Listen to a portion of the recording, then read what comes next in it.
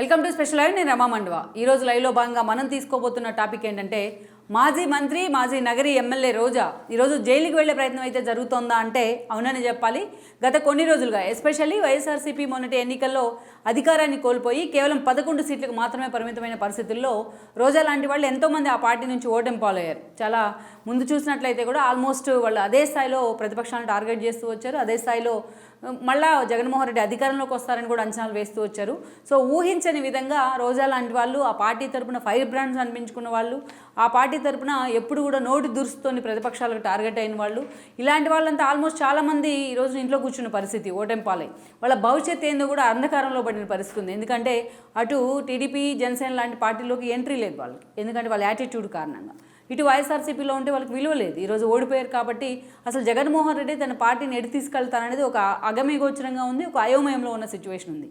అలాంటి పరిస్థితుల్లో ఈరోజు రోజా లాంటి వాళ్ళు జైలుకి వెళ్ళటం తథ్యమన్న ప్రచారం జరుగుతుంది. ఓటమే ఆమె ఒకటి, తన ఓటమే నగరిలో తను ఊహించలేకపోతూ ఉంటే దానిపైన మూలిగినక మీద తాటికాయ పడ్డట్టు ఈ రోజున పార్టీ ఓటమి కూడా రోజాని పూర్తిగా డిఫెన్స్లో పడేసింది.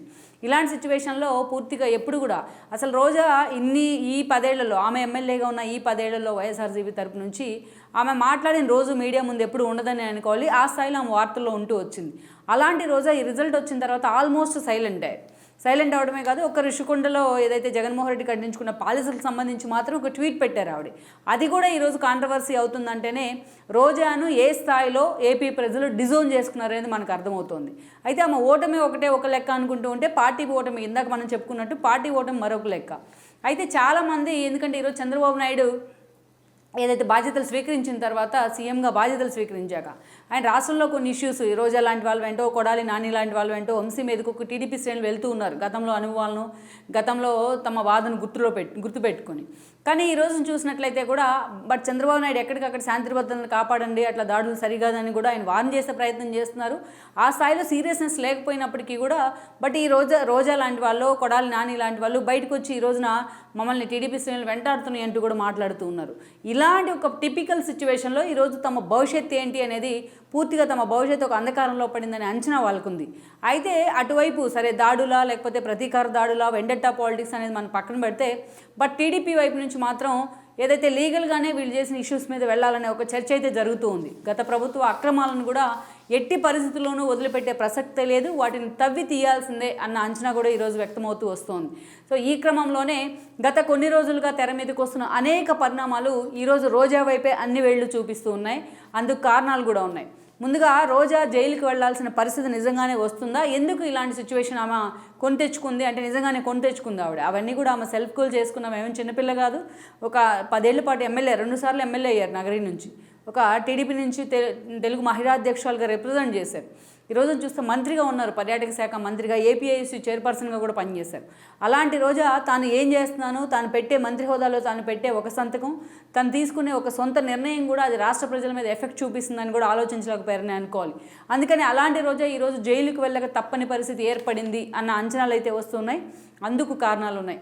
అందులో ముఖ్యంగా మనం చెప్పుకోవాల్సింది ఏంటంటే గతంలో మనం చూసినట్లయితే కూడా ఎప్పుడైతే రోజా జైలుకి వెళ్లాల్సిన కారణాల గురించి చెప్పుకునే ముందు ఒక ఋషికొండ గురించి చెప్పుకోవాలి, ఒక తిరుపతి దర్శనాల గురించి చెప్పుకోవాలి. అదేవిధంగా బెంజికార్ అంశం ఎలా అయితే తెర మీదకి వస్తుందో, పర్యాటక శాఖ ఎలా అయితే కొన్ని చోట్ల అలా అనుమతులు ఇచ్చిందో, ఇవన్నిటి గురించి మనం చర్చించాలి. దానికన్నా ముందు మనం చూసినట్లయితే గతంలో ఆమె ప్రస్థానం, ఆమె చాలా సింపుల్ ఫ్యామిలీ నుంచి, ఒక సామాన్య కుటుంబం నుంచి సినీ ఇండస్ట్రీలోకి ఎంట్రీ ఇచ్చారు బికాజ్ ఆఫ్ శివప్రసాద్. టీడీపీ వైపు నుంచి శివప్రసాద్ ఉండేవాళ్ళు, అప్పట్లో ఎంపీ, దివంగత నేత అయినా. అలాంటి ఆయన ఆమెను సినిమాల్లోకి తీసుకొచ్చున్నారు. సినిమాల్లో కూడా ఆమె ఒక గ్లామర్ హీరోయిన్గా పేరు తెచ్చుకున్నారు. అక్కడి నుంచి కొన్ని రోజులు పాటు తన వివాహం సెల్వమణితో అయిన తర్వాత ఆ ఇండస్ట్రీ కొంచెం గ్యాప్ ఇచ్చారు ఆవిడ. ఈ క్రమంలోనే రాజకీయాల మీద ఆమె ఫోకస్ పెట్టారు. అప్పుడు మళ్ళీ అగైన్ శివప్రసాద్ లాంటి వాళ్ళే ఆమెను టీడీపీ వైపు తీసుకొచ్చే ప్రయత్నం చేశారు. అప్పటికి ఆయన టీడీపీ నుంచి ఎంపీగా ఉన్నారు. ఇక టీడీపీ ఆ రోజున ప్రతిపక్షంలో ఉంది. రోజా కూడా అదే స్థాయిలో టీడీపీ తరపు నుంచి రిప్రజెంట్ చేస్తూ వచ్చారు. ఆమెకి అత్యంత కీలకమైన మహిళా అధ్యక్షుల పదవిని కూడా చంద్రబాబు నాయుడు కట్టబెట్టారు. అప్పటికి ఒక జయప్రద లాంటి వాళ్ళు, ఒక రమాదేవి లాంటి వాళ్ళు, ఇలాంటి వాళ్ళంతా ఆ మహిళా అధ్యక్షుల పదవికే వన్నీ తెచ్చారు. అలాంటి కీలక పదవి తనకు అప్పగించారు. ఇక 2 సార్లు కూడా 2 అటెంప్ట్స్లో రోజాకు ఒకసారి నగరి నుంచి, ఒకసారి చంద్రగిరి నుంచి కూడా టికెట్ ఇస్తే ఆమె అక్కడి నుంచి ఓడిపోవడం జరిగింది. అయితే తన ఓటమికి చంద్రబాబు నాయుడే కారణం అంటూ తాను ఎఫర్ట్ పెట్టలేక పార్టీ మీద నెపం నెడుతూ వచ్చారు ఆవిడ. ఇక బెల్ట్ షాపుల విషయంలో రోజా చేసిన కొన్ని ఇష్యూస్ కావచ్చు, ఫైట్స్ కావచ్చు, పోరాటాలు కావచ్చు, అప్పట్లో ఆమెకు ఒక ఫైర్ బ్రాండ్ ఎక్స్పోజర్ అయితే వచ్చింది. At the same time Praja Rajyam party Chiranjeevi establish చేసిన క్రమంలో చిరంజీవి మీద అటు శోభారాణి అప్పుడు మహిళా అధ్యక్షులుగా ఉండేవాళ్ళు, వీళ్ళిద్దరి మధ్య నడిచిన ఫైట్లో కూడా మొత్తానికి ఓవరాల్గా చూస్తే రోజా అయితే ఒక అప్పర్ హ్యాండ్ అనిపించుకుంది అప్పట్లో. సో ఓవరాల్గా అయితే అలాంటి రోజా మాత్రం వైఎస్ఆర్ వైపు మొగ్గే ప్రయత్నం చేసింది. జస్ట్ ఆయన కాంగ్రెస్ నుంచి రెండోసారి గెలిచినప్పుడు ఆయనకు బొకే ఇవ్వడం, వెంటనే ఆయన హెలికాప్టర్ ప్రమాదంలో చనిపోవడం లాంటి పరిణామాలు జరిగాయి. ఆ తర్వాత చూసినట్లయితే ఇక జగన్మోహన్ రెడ్డి కలిసిన తర్వాత ఆయన జైలుకి వెళ్ళి ఉన్నారు. పార్టీ పెట్టిన కొత్తలో జైలుకి వెళ్ళి ఉన్నారు. ఈ క్రమంలోనే అప్పటి కాంగ్రెస్ మహిళా అధ్యక్షురాలుగా ఉన్న గంగా భవాని లాంటి వాళ్ళు రోజాను టార్గెట్ చేస్తూ ఐరన్ లెగ్ అని విమర్శించిన సందర్భాలు కూడా ఉన్నాయి. అలా కొన్ని రోజుల పాటు రోజా పొలిటికల్ భవిష్యత్ మాత్రం ఒక డైల్మాలో పడింది. అయితే వీటన్నిటినీ కూడా పక్కన పెట్టేలా జగన్మోహన్ రెడ్డి ఆమెను పార్టీలోకి తీసుకున్నారు. తను జైలు నుంచి బయటకు వచ్చిన తర్వాత దెన్ ఆమె పార్టీలో మహిళా అధ్యక్షుల పదవి కూడా ఇచ్చారు. 14లో ఎమ్మెల్యేగా గెలిచారు. గెలిచిన తర్వాత అది కూడా అప్పుడు గాలి ముద్రకృష్ణ ఆయన ఓడించి మరీ ఆవిడ ఎమ్మెల్యేగా గెలుచున్నారు. ఇక ఆ తర్వాత చూసినట్లయితే 5 ఏళ్ల పాటు పార్టీ ప్రతిపక్షంలో ఉన్నప్పటికీ రోజాకి తన గెలుపు అనేది ఒక ఎమోషన్. నగరి లాంటి చోట ఆమె గెలవడం ఒక ఎత్తు అయితే, గాలి ముద్రకృష్ణ లాంటి ఒక నిజాయితీపరుడు, ఒక సాలిడ్ పర్సనాలిటీని, ఒక లెజెండరీ పర్సనాలిటీని ఓడించి, అది కూడా చాలా నేరోతో ఆమె గెలిచింది. ఆ రోజున ఓడించి అసెంబ్లీలో అడుగు పెడతాం అనేది, ఎమ్మెల్యే కావడం అనేది తన కళ అనుకోవాలి. అందుకే అంత ఎమోషన్ కూడా అవుతూ వచ్చారు ఆవిడ ఎమ్మెల్యే అయిన కొత్తలోనే. బట్ పార్టీ మాత్రం ప్రతిపక్షానికి పరిమితమైంది. ఇక అసెంబ్లీ వేదికగా కానీ అటు బయట కానీ జగన్మోహన్ రెడ్డి తనకు టికెట్ ఇవ్వడం ఒక ఎత్తు అయితే, తను గెలిచి అసెంబ్లీలో అడుగు పెడతాం మరొక ఎత్తు అన్నట్టుగా రోజా బిహేవ్ చేస్తున్నారు. అప్పటి నుంచి ఆమె యాటిట్యూడు, ఆమె యారగెన్సీ, అదే విధంగా రోజా కూడా అందరికీ టార్గెట్ అవుతూ వచ్చారు.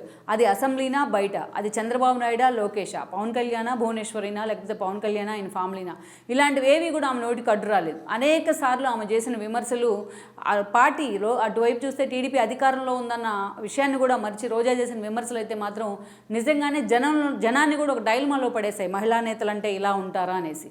సో అలాంటి రోజాకి మరోసారి 2019 ఎన్నికల్లో జగన్మోహన్ రెడ్డి అదే టికెట్ ఇవ్వడం జరిగింది, నగరి టికెట్.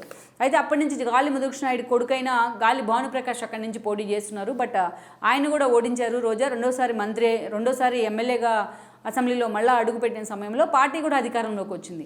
ఒకవైపు చూస్తే ఆవిడ ఏపీఐసీ పదవి ముందుగా మంత్రి ఇస్తారనుకున్నప్పటికీ మంత్రి పదవి ఇవ్వకుండా ఆమెకు ఏపీఐసీ పదవి ఇవ్వడం జరిగింది జగన్మోహన్ రెడ్డి. ఒకవైపు పార్టీ అధికారంలో ఉంది, మరోవైపు తాను రెండోసారి ఎమ్మెల్యేగా గెలుచున్నారు, మరోవైపు ఏపీఐసీ లాంటి పదవులు. ఇక రోజా నోరంటే గట్టు దిగిన గోదావరి అనుకోవాలి. ఆ స్థాయిలో ఆమె పవన్ కళ్యాణ్, చంద్రబాబు నాయుడిని, వాళ్ళ ఫ్యామిలీస్ని టార్గెట్ చేయడంలో ఎప్పుడు కూడా ముందుండేవాళ్ళు. ఒక మాటలో చెప్పాలి అంటే జగన్మోహన్ రెడ్డి ఆ స్థాయిలో రోజాను ప్రతిపక్షాలను టార్గెట్ చేసేందుకు ఆమె నోటి దురుసును తనకు అనుకూలంగా ఉపయోగించుకున్నారనేది వాస్తవం కూడా. ఒక్క మాటలో చెప్పాలంటే జగన్మోహన్ రెడ్డి ట్రాప్లో నిజంగానే రోజా పడ్డారని అనుకోవాలి. అవసరానికి రోజాని ఎంతవరకు వాడుకొని ఎలా పక్కన పెట్టాలి అనేది జగన్మోహన్ రెడ్డికి వెన్నతో పెట్టిన విద్య. బట్ ఆ ట్రాప్లోనే రోజా పడ్డారనుకోవాలి. బట్ ఆమె వైపు నుంచి చూసినట్లయితే జగన్మోహన్ రెడ్డి తనకు అనేక పదవులు ఇచ్చినందుకు ఆయన గ్రాటిట్యూడ్ చూపిస్తూ వచ్చారని అనుకోవాలి. ఆమె ఆలోచన అలాగే ఉంటుంది. దెన్ 2.5 ఏళ్ల తర్వాత క్యాబినెట్ ఎక్స్పాన్షన్లో భాగంగా రోజాకు మంత్రి పదవి ఇచ్చున్నారు. దెన్ ఆ మంత్రి కూడా అయ్యారు టూరిజం శాఖ మినిస్టర్గా. అప్పటి నుంచి అసలు కథ స్టార్ట్ అయింది అనుకోవాలి. ఎందుకంటే అప్పటి నుంచి అనేక సార్లు నగరి ఉమ్మడి చిత్తూరు జిల్లాలోనే ఉంటుంది కాన్స్టిట్యున్సీ. ఆమె మంత్రి హోదాలో ప్రోటోకాల్ ఉంటుంది ఆమెకి దర్శనానికి, మంత్రి హోదాలో కాబట్టి. అనేక సార్లు ఆమె తిరుపతి పర్యటన, వారంలో 3 రోజుల పాటు ఆమె తిరుపతి దర్శనానికి 100 మందిని తీసుకెళ్లిన పరిస్థితి. కానీ అక్కడ దర్శనం కూడా తాను పర్సనల్గా వ్యక్తిగతంగా డబ్బులు తీసుకొని మరి వాళ్ళతో దర్శనాలు చేస్తుంది అనేది టీడీపీ ఎప్పటి నుంచో చేస్తున్న ఆరోపణ. ఆ ఆరోపణలు నిజం చేసేలా కూడా చాలామంది ఈరోజు ముందుకు వస్తున్నారు రోజా మీద చెప్పడానికి. ఇదంతా ఒక ఎత్తు అయితే ఈరోజు అత్యంత కీలకమైన అంశం ఏంటంటే రోజా గతంలో తన బెంజ్ కార్ను తన కొడుకు గిఫ్ట్గా ఇచ్చినారు. అప్పట్లోనే సోషల్ మీడియాలో ఆమె మీద చాలా స్థాయిలో ట్రోల్స్ వచ్చాయి. నేను మంత్రి హోదాలో ఉన్నాను, 2 సార్లు ఎమ్మెల్యే అయి ఉన్నాను, బెంజ్ కారు కొంటే తప్పేంటి అంటూ కూడా ఆ రోజు రోజా మాట్లాడారు. మంత్రి హోదాలో ఉన్న బెంజ్ కారు కొంటే మామూలుగా అయితే తప్పు ఉండదు, కానీ దాని వెనుక రీజన్ ఏంటి అనేది ఈరోజు ప్రతిపక్షాలు కూడా అప్పటి నుంచి విమర్శిస్తూ వచ్చాయి. దాన్ని ఎండాఫ్ చేసేలా కూడా ఈరోజు కొన్ని సంఘటనలు జరుగుతున్నాయి. ఇక రోజా పర్యాటక శాఖ మంత్రిగా ఉన్నారు. పేరుకు పర్యాటక శాఖ, టూరిజం శాఖ మినిస్టర్ ఉన్నప్పటికీ కూడా ఆమె తన శాఖ కంటే, తన కాన్స్టిట్యున్సీ కంటే తన వ్యక్తిగత విషయాల మీద, ప్రతిపక్షాలను టార్గెట్ చేయడం మీద వ్యక్తిగతంగా ఫోకస్ పెట్టే ప్రయత్నం అయితే చేస్తున్నారు. అందుకే నగర్లో అసలు తాను ఏం జరుగుతుందనేది పట్టించుకోకుండా వదిలేశారు. ఈ క్రమంలోనే తన నోటి దురుసు కారణంగానే సొంత పార్టీలో, ప్రతిపక్షాల్లోనే కాదు సొంత పార్టీలో కూడా ప్రత్యర్థులను పెంచుకున్నారు. ఒక పెద్దిరెడ్డి లాంటి వాళ్ళు, ఏదైతే రాయలసీమకు అనఫిషియల్ సీఎంగా వ్యవహరిస్తున్న పెద్దిరెడ్డి లాంటి వాళ్ళతోనే ఆమెకు గొడవలు ఉన్నాయి. సో ఆ కారణంతోనే ఒక కేజే కుమార్ కావచ్చు, ఒక కేజే శాంతి లాంటి వాళ్ళకి ఈడీ కార్పొరేషన్ పదవులు ఇప్పించుకోవడం కావచ్చు, ఒక చక్రపాణి రెడ్డికి శ్రీశైలం ట్రస్ట్ బోర్డు చైర్మన్ అవ్వడం కావచ్చు, ఇలాంటివన్నీ కూడా రోజా వ్యతిరేకులందరికీ కూడా అక్కడ వాళ్ళని పోస్టులు ఇచ్చి మరీ ప్లాన్ చేయడంలో పెద్దిరెడ్డి సక్సెస్ కూడా అయ్యి ఉన్నారు. ఎన్నోసార్లు ఆమె మీడియా ముందుకు వచ్చో లేకపోతే ఇంటర్నల్గా వీడియోస్లో కొన్ని ఆడియోస్లో మాట్లాడుతూ ఎన్నోసార్లు కన్నీళ్ళు పెట్టుకున్న పరిస్థితి. ఇంత జరుగుతున్నా తన పార్టీనే తనకు సెట్ బ్యాక్ అవుతుంది, తన పార్టీ నేతలే తను ఓడగొడతారని అంచనా ఉన్నప్పటికీ కూడా ఆ స్థాయిలో నగరం మీద ఫోకస్ పెట్టలేదు ఆమె. ఇతర అవగేషన్స్, ఇతర ఇష్యూస్ మీద ఆమె ఫోకస్ పెట్టే ప్రయత్నం అయితే చేశారు. ఇక పర్టికులర్లీ మనం చూసినట్లయితే పర్యాటక శాఖ మంత్రి హోదాలో ఇప్పుడు ఆమె ఆడుదాం ఆంధ్ర పేరుతో జగన్మోహన్ రెడ్డి తీసుకున్న నిర్ణయాన్ని ఆమె ఇంప్లిమెంట్ చేసిన పరిస్థితి, మంత్రి హోదాలో సంతకాలు పెట్టి. మరి అలా ఆడుదాం ఆంధ్ర వెనుక స్కామ్ని ఈరోజు ఆమెతో పాటు బైరెడ్డి సిద్ధార్థ రెడ్డి ఇరుక్కున్న తీరును కూడా ఈరోజు అధికార పార్టీ బయటికి తీసే ప్రయత్నం చేస్తోంది. తిరుమల మొత్తాన్ని కూడా ఈరోజు చంద్రబాబు నాయుడు ప్రక్షాళన చేపట్టే ప్రయత్నం చేశారు. దానిలో భాగంగానే ఈ రోజున తిరుమల దర్శనాల రూపంలో రోజే చేసిన అరాచకం ఏదైతే ఉందో ఆ విషయాలను కూడా బయటికి తీస్తూ ఉన్నారు. ఇక దాంతోపాటు ఈరోజు మరొక కీలకమైన అంశం ఏంటంటే ఋషికొండ. ఈరోజు చూస్తే ఆ రోజు ఋషికొండ మొత్తాన్ని కూడా పైనుంచి కిందకి తవ్వుపోసారు, ప్రకృతిని ధ్వంసం చేసే ప్రయత్నం అయితే జరిగింది. కోర్టులు ఆదేశించినా అది టూరిజం వైపు నుంచి పాత బిల్డింగ్ని, హరిత రిసార్ట్స్ని పగలగొట్టేసి కొత్తవి కడతామని కూడా మాట్లాడారు. ఇక సీఎంకి క్యాంప్ ఆఫీస్ ఉంటే తప్పేంటి, వైజాగ్ నుంచి రాజధానిగా పాలన చేస్తుంటే అని కూడా రోజా లాంటి వాళ్ళు మాట్లాడారు. అనేక రకాలుగా దాని మీద ఆమె దాన్ని అడ్డదిడ్డంగా తిప్పుతూ ట్విల్ చేసిన పరిస్థితి అయితే ఉంది. ఏదైతే రిషికొండలో పాలసీలకు సంబంధించి, వాటి కట్టడాలకు సంబంధించి, వాటి అనుమతులకు సంబంధించి అక్కడ ఓపెనింగ్ కూడా ఆమె చేశారు స్వయంగా వెళ్ళి. సో ఈరోజు అడ్డంగా ఇరుక్కున్నారనుకోవాలి రోజా ఆ ఇష్యూలో. ఎందుకంటే ఈరోజు ప్యాలెస్లో జగన్మోహన్ రెడ్డి కోసమే ఆ స్థాయిలో ఆయన కట్టించుకున్నారని ఎవరూ కాదనలేని వాస్తవం. అవసరమైతే వాటి వెనక్కి ఇచ్చేస్తాము, ప్రభుత్వం తరపున వాడుకోండి అని చెప్పి వైఎస్ఆర్సీపీ నేతలు ఎంత చెప్తూ ఉన్నా ఒక ప్రభుత్వ భవనాల్లో అంత ఏదైతే ఎక్స్పెన్సివ్గా పెట్టి ఖర్చు చేసి బాత్ టబ్బుల దగ్గర నుంచి మసాజ్ సెంటర్ల దాకా ఉండాల్సిన అవసరం లేదనేది ఒకరి వాదన.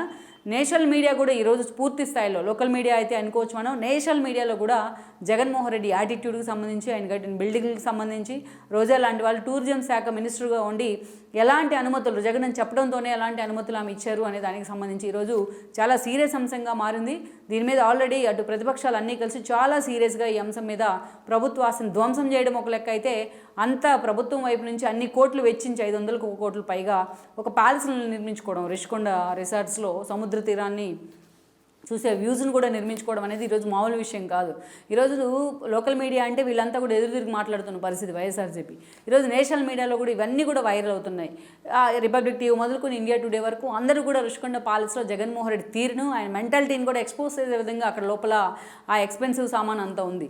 ఈరోజు దాని నుంచి రోజే తప్పించుకోలేకపోతున్నారు. జగన్మోహన్ రెడ్డి తప్పించుకున్నప్పటికీ కూడా రోజే తప్పించుకోలేకపోతున్నారు. ఎందుకంటే ఈరోజు ఆవిడ అక్కడ టూరిజం శాఖ మినిస్టర్ హోదాలో ఆవిడే వాటన్నిటికీ కూడా పర్మిషన్స్ ఇచ్చిన పరిస్థితి అయితే ఉంది.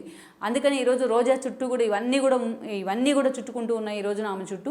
అంతేకాదు, ఎప్పుడైతే ఇన్ని రోజులుగా ఓడిపోయినా తాను మాట్లాడకుండా ఋషికొండ అంశం ఎప్పుడైతే తెర మీదకి వచ్చిందో, దాని మీద విమర్శలు వస్తున్నాయో, అప్పుడు మాత్రమే ఈ రాష్ట్రానికి ఒక మంచి భవనాలు కట్టిస్తే తప్ప అది ఇది అంటూ చాలా వెటకారంగా ఆవిడ ట్వీట్ చేయడం జరిగింది. తన ఓటమి గురించి ఎక్కడ ట్వీట్ చేయలేదు.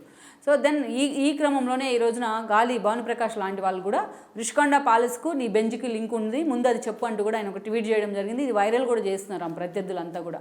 ఋషికొండ ప్యాలెస్ కట్టడానికి కొంతమంది ప్రైవేట్ కాంట్రాక్టులు ఇచ్చినందుకే రోజాకు బెంచ్ కార్ వచ్చింది అనేది ఆయన చేసిన ఆరోపణ. సో ఇది కూడా వైరల్ అవుతుంది ఈరోజు సోషల్ మీడియా పరంగా. ఇక ప్రభుత్వం వైపు నుంచి చూసినట్లయితే మాత్రం ఎస్పెషల్లీ ఈ బెంచ్ కార్ సంగతి మనం పక్కన పెడితే, ఒక తిరుమల దర్శనాలకు సంబంధించిన అంశం మీద ప్రత్యేకంగా ఏదైతే ఒక ఎంక్వైరీ కమిషన్ ఏర్పాటు చేయాలనే ఆలోచనలో ఉంది. అదేవిధంగా ఇటువైపు నుంచి చూసినట్లయితే ఋషికొండ భవనాలకు సంబంధించి అసలు ఎలా కేసుల విషయంలో మనం ముందుకెళ్లాలనే అంశం మీద కూడా లీగల్గా అటు చంద్రబాబు నాయుడు అండ్ టీం కసరత్తు అయితే చేస్తూ ఉంది. సో ఈ అంశానికి సంబంధించి ఫస్ట్ టార్గెట్ రోజానే అవ్వబోతున్నారు. సో ఫస్ట్ టార్గెట్ రోజా చుట్టూనే ఈ కేసులు కూడా చుట్టుకోబోతున్నాయి. జగన్మోహన్ రెడ్డి సేఫ్ గార్డ్ అయ్యే అవకాశం ఉంటుంది, ఎందుకంటే పర్మిషన్స్ ఇచ్చింది, సంతకాలు చేసింది అంతా రోజా కాబట్టి. సో అందుకని ఈ క్రమంలోనే ఈరోజు రోజా జైలుకి వెళ్ళడం తప్పకపోవచ్చు అనే అంచనాలు అయితే వస్తున్నాయి. ఈ కారణంగానే, ఈ 2 కేసుల కారణంగానే. మరి లెట్స్ సీ, మరి వీటిని కూడా సానుభూతి వైపు తిప్పే ప్రయత్నం అయితే ఆమె అభిమానులు కానీ ఆమె కానీ చేస్తుందా, మరి ఆమె భవిష్యత్ కార్యాచరణ ఎలా ఉంటుంది అనేది అయితే మనం చూడాల్సి ఉంది. ఒక్క మాటలో మనం చెప్పుకోవాలంటే ఫైనల్గా రాజకీయాల్లోకి వస్తే ఎంతోమంది మహిళా నేతలు, ఎంతోమంది స్టాల్ వార్డ్స్ లాంటి నేతలు పలు పార్టీల నుంచి చట్టసభలను రిప్రజెంట్ చేశారు, రాష్ట్రాల నుంచి కేంద్రాల దాకా. ఎంతోమంది అత్యున్నత పదవుల్లో తమ రాష్ట్రాలకి, తమ పుట్టిన ఊర్లకు కూడా వన్న తీసుకొచ్చారు.